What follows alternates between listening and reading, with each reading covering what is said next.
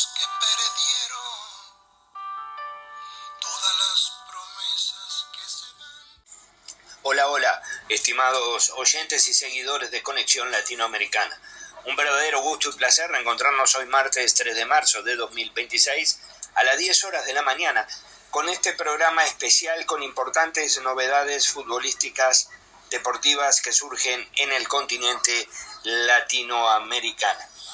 Y comenzamos con la intervención de nuestro colega Gerard del canal de YouTube Palabra de Gol, donde nos informa detalladamente de los duelos nacionales, o sea, de cada país, eliminatorios en la Copa Sudamericana, en la Precopa Sudamericana, que por otra parte comienzan hoy, martes 3 de marzo precisamente. Como Gerard es latinoamericano, utiliza mucho los sobrenombres de los equipos, evitando hasta en determinado momento los nombres de los mismos. Nosotros, desde el estudio de Conexión Latinoamericana, vamos a nombrar, previo a Gerard, a los dos equipos que se enfrentan, país por país. Nos escuchamos, a nosotros y a Gerard.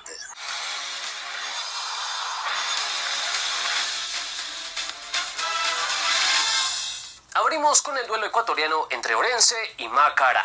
Bananerito y compañía intentarán hacer respetar su condición de local con un equipo sólido que mezcla juventud y experiencia. Su potencial ya se vio el año pasado, donde lograron entrar al hexagonal por el título, aunque allí fueron uno de los matados que quedaron más relegados. Además, su arranque en Liga Pro en este 2026 no fue el mejor que digamos. Del otro lado viene un Macará que con la dirección del uruguayo Guillermo Sanguinetti espera ser un equipo más regular esta temporada, pues el año pasado la consistencia fue una mera ilusión y se quedaron lejos de los puestos importantes de la Serie A, aunque en el hexagonal por los cupos a la Copa Sudamericana terminaron siendo el mejor equipo. Y ahora se viene el duelo colombiano, América y Bucaramanga. América y Bucaramanga se juegan del todo y el nada en Cali para no perder el año a nivel internacional. El equipo de Pep González llega con la presión de responder ante su gente y corregir esa maña de equipo irregular que lo ha caracterizado tanto en el último tiempo, sobre todo porque ante los matados se luce, pero ante los equipos pesados es una completa lágrima, y así lo demuestra su arranque irregular de temporada en el FPC. El Álvarez tampoco es una oda a la consistencia que digamos. Si bien ha conservado el carácter competitivo del año pasado, de visitante es un equipo que da muchas ventajas y ante el América su historial reciente no es nada positivo, pues en el 2025 no le pudo ganar en Cali e incluso los Escarlatas los eliminaron de la Copa Colombia. Puede ser el siempre caliente clásico del sur entre Cienciano y Melgar. El papá de América llegó muy con lo justo a la Sudamericana tras ser octavo en la tabla acumulada de la poderosa Peruvian Premier League, algo que marca el inestable andar de un equipo que no hizo muchas contrataciones rutilantes, pero que también conservó cierta base de campañas anteriores. En cambio, Melgar se cansó de la irrelevancia de los últimos años y encabezados, valga la redundancia, por el cabezón Reynoso, armó un equipo competitivo con refuerzos de experiencia internacional para ir a por todo en este 2026. Fierroche viendo un Nacional de Paraguay contra Deportivo Recoleta es porque de verdad aprecias a la Sudamericana o desprecias tu tiempo libre. Pero no seamos tan duros, según la furiosa actualidad, este es de los mejores partidos que nos puede ofrecer hoy el fútbol guaraní, pues estos equipos están en los primeros lugares de la apertura y Nacional, a pesar de los altibajos del último año, conformó un equipo con refuerzos llamativos, como el del eterno Roque Santa Cruz. Su carácter modesto, al igual que Nacional, tuvo claros y oscuros en el 2025, pero a pesar de todo, se ha sabido consolidar en primera con un juego sólido y efectivo en ataque.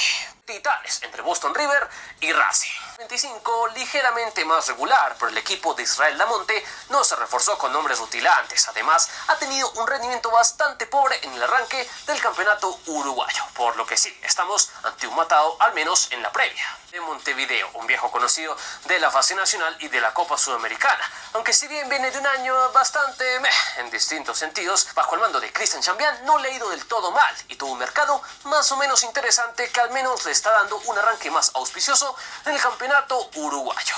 Y por si fuera poco, en los últimos partidos el frente a frente muestra una clara ventaja a favor de la escuelita, que hace 5 partidos que no pierde ante Boston. Así que acá espero que el cervecero no me decepcione. Ecuador entre Deportivo Cuenca y Libertad, que podría ser como cualquier enfrentamiento random de la fecha 10 de la Liga Pro, pero créanme, acá hay mucho en juego.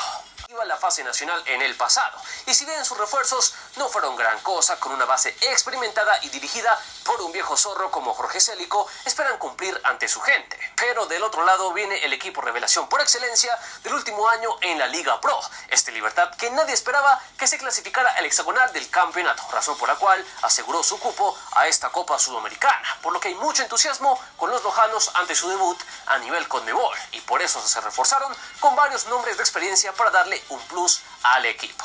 En el mano a mano, los últimos partidos han favorecido a Libertad, que incluso se impuso en los dos encuentros que tuvieron el año pasado. Por eso aquí apostaré por los debutantes, que me parece que llegan con más motivación a este duelo. La fase nacional, y del cual va a depender básicamente mi salud emocional de los próximos meses. Viene de un año decepcionante, y a diferencia de las últimas temporadas, hizo una inversión muy importante para reforzar aún más a un equipo con grandes individualidades, pero que está por verse si puede salir avante de un escenario de mucha presión con el joven e inexperto Diego Arias en la dirección técnica, aunque de momento el rendimiento del equipo lo acompaña en la liga. Del otro lado llega un Millonarios que a duras penas se agarró el último cupo a Copa Sudamericana tras un año bastante irregular tirando a malo, pero tras la más que necesaria salida de Hernán Torres, el equipo se ha reordenado con Fabián Bustos, y los refuerzos que llegaron con el regreso de Falcao a la cabeza esperan consolidar a un equipo que todavía está en construcción.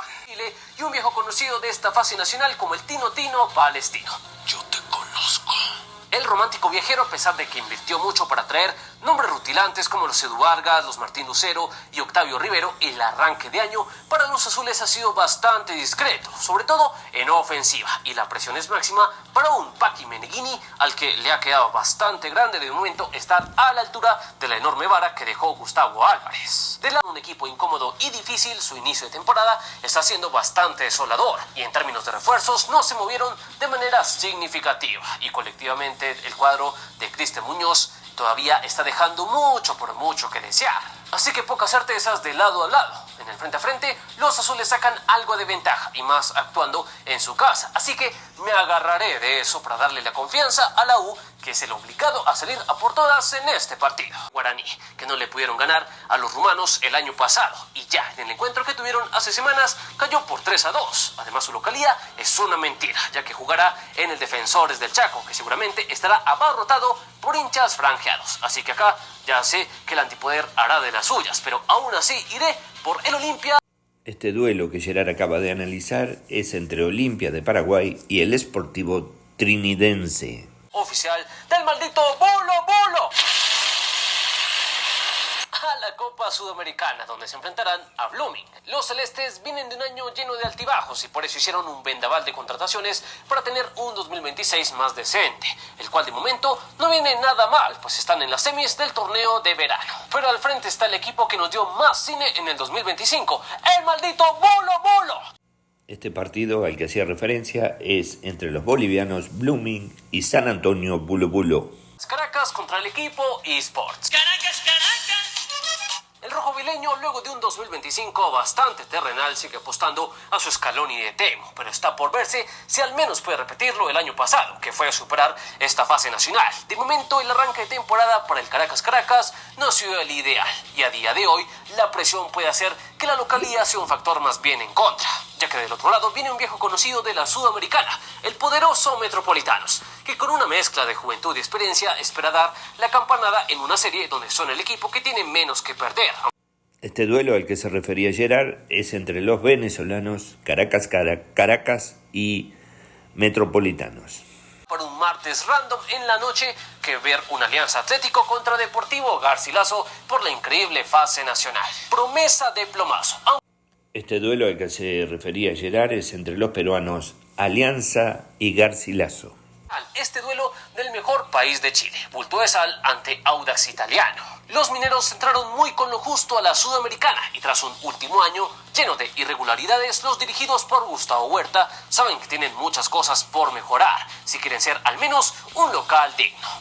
Este es el duelo chileno entre Cobresal y Audax Italiano. Del fútbol entre Academia Puerto Peluqueros y Monagas. Los porteños se graduaron como especialistas en superar la fase nacional, pero también en hacer desastres en los grupos. Aún así, no se puede ignorar que tuvieron un cierre de año decente siendo subcampeones del Clausura venezolano, aunque su inicio en esta temporada no está siendo nada del otro mundo. Algo que ya quisiera Monagas, que si bien en el acumulado del 2025 tuvo un rendimiento parecido a Puerto Peluqueros, en este inicio de año le está costando hilvanar buenos resultados y con un plantel bastante terrenal no podemos esperar mucho de los azulgranas.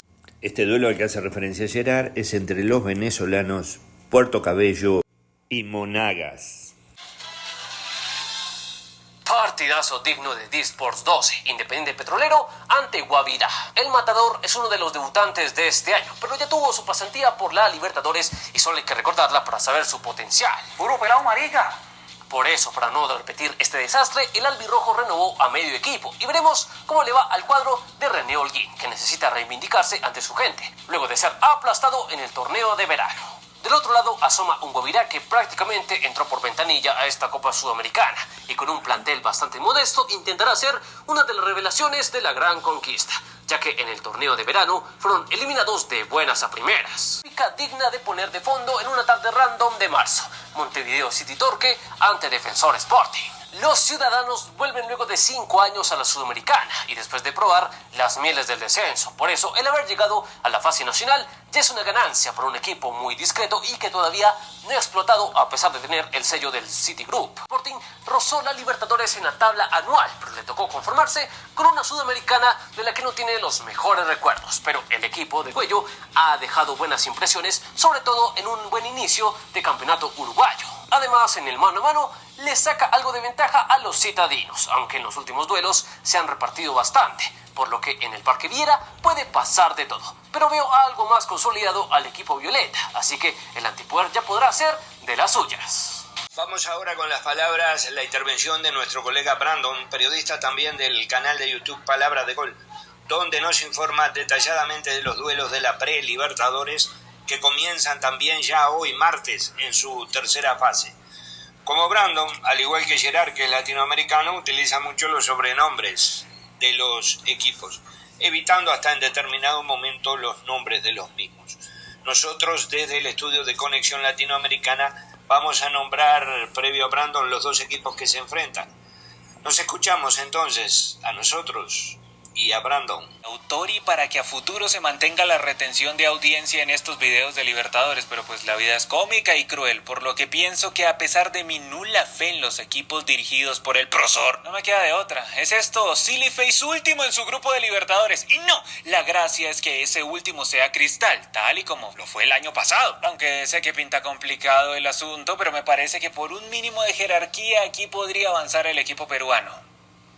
Este análisis de Brandon era para el partido entre Carabobo y Sporting Cristal de México. El primer tiempo le tiró el arco abajo a Nacional Potosí, llegó al 1-0 tras el gran pase de Danilo y la excelsa definición de Alex Telles y consiguió el 2-0 luego de que Danilo aprovechara una pelota suelta. Y hay que decirlo, de milagro solo fue 2-0, eso mínimo debió haber quedado como 7-0 la primera mitad, pues solo hubo un equipo en cancha y la cámara solo apuntó hacia un lado. Sin embargo, en el segundo tiempo reguló el Fogao, que incluso casi sufre el descuento tras el palazo de Villalba, pero se salvó, ganó por la diferencia que necesitaba y está aquí para un duelo de fuste. Ante un club con el que se vio en el 2017, recuerdo bien aquellos enfrentamientos en fase de grupos. En esa oportunidad Barcelona empató de local, pero ganó 2-0 en Brasil. Y de hecho le fue muy bien en esa copa, llegó hasta semis y en el camino eliminó a Palmeiras y Santos. Por lo que hay buenas vibras acá, incluso para no irnos tan lejos, el año pasado también en las fases previas eliminó al timador de Bobo Corinthians. Así que todas estas señales no pueden ser en vano. Para mí avanzará Barcelona, pues viene con una motivación tremenda, demostró que juega mejor de visitante y su historial reciente contra los brasileños lo respalda. Además, Botafogo no me convenció del todo ante Nacional Potosí. Yo esperaba un equipo voraz y que destruyera el cuadro boliviano, pero no. De 4 tiempos solo jugó uno bien y clasificó porque tuvo algo más de puntería, pero el global en general fue apretado. Así que me parece que lo va a echar otra vez un equipo ecuatoriano, tal y como sucedió en el 2025 cuando lo eliminó la Liga de Quito. Ahora el turno será del Barcelona, pero no de España, que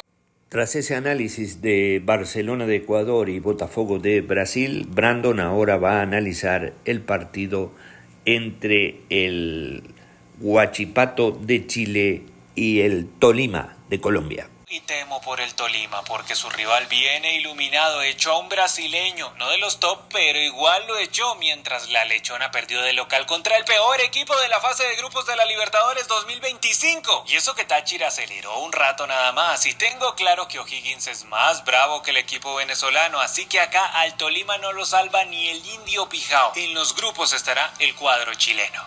Y ahora se viene el análisis entre Juventud de las Piedras y el Independiente Medellín, el DIM, de nuestro colega Gerard.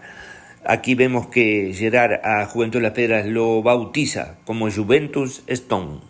Contra un equipo que viene luchando desde la fase previa 1, ha superado lo divino y lo humano, tiene corazón, templanza y fútbol, cosas que escasean en el Medellín, que me dejó consternado con la carencia de ganas de ganar de local ante otro equipo uruguayo que con nada lo tuvo contra las cuerdas. Ay, debido a esto pienso que el debutante Juventus Stone será capaz de mandar a la Sudamericana al equipo colombiano que no consigue hilar 2 partidos buenos.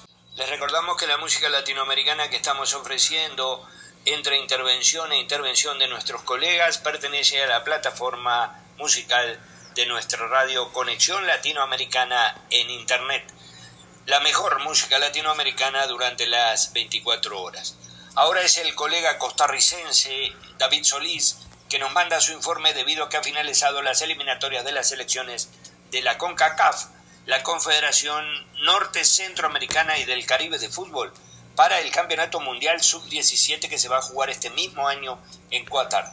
Ya están las 8 selecciones de la Confederación Norte Centroamericana y del Caribe de Fútbol clasificadas, y Daniel Solís nos lo informa desde Costa Rica para Conexión Latinoamericana. Lo escuchamos a David Solís.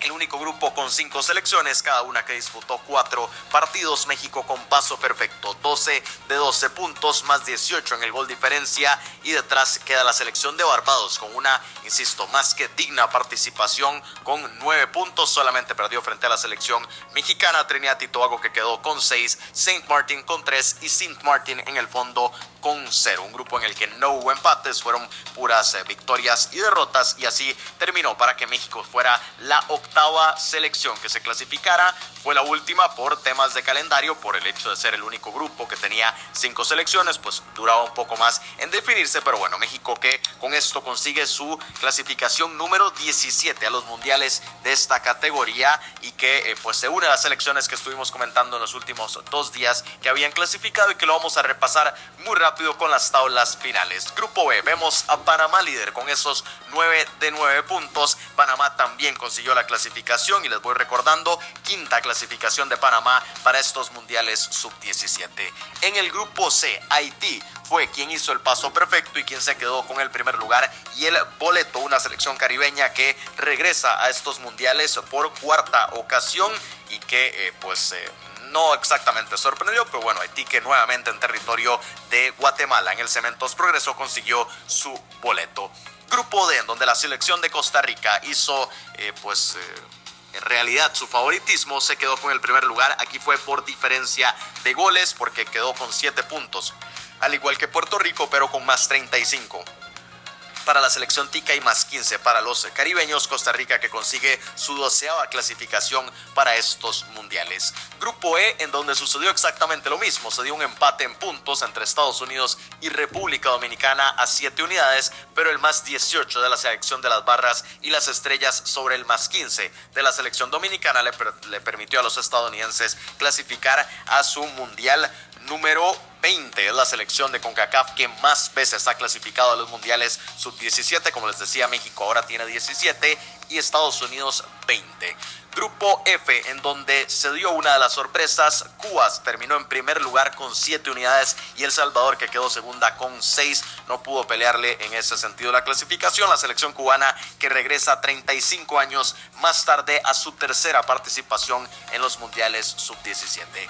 Grupo G, en donde se dio la otra sorpresa porque Jamaica le arrebató el favoritismo a la selección canadiense. Bueno, el favoritismo igual lo tuvo Canadá, pero el boleto lo tienen los mini Reggae Boys con ese paso perfecto, 9 de 9 puntos, y Jamaica que va a disputar también su tercera Copa del Mundo sub-17, mientras que el último grupo, el H, ese que tenía a 3 selecciones únicamente, fue Honduras, quien hizo paso perfecto, ganó sus 2 encuentros, y Honduras que jugará por 7ª ocasión este Mundial masculino sub-17. Muy bien, y llegamos al final. Antes de despedirnos, le decimos que nos reencontramos a las 19 horas del próximo jueves 5 de marzo de 2026, edición habitual de Conexión Latinoamericana, con el 22º programa del 11º ciclo. Y las voces que escucharás en nuestra conexión serán las siguientes: Eduardo Vasco desde Brasil, Carlos Del Frade desde la Argentina. Un gran abrazo para todos y nos reencontramos el próximo jueves. Que los padres Palotinos y Angelelli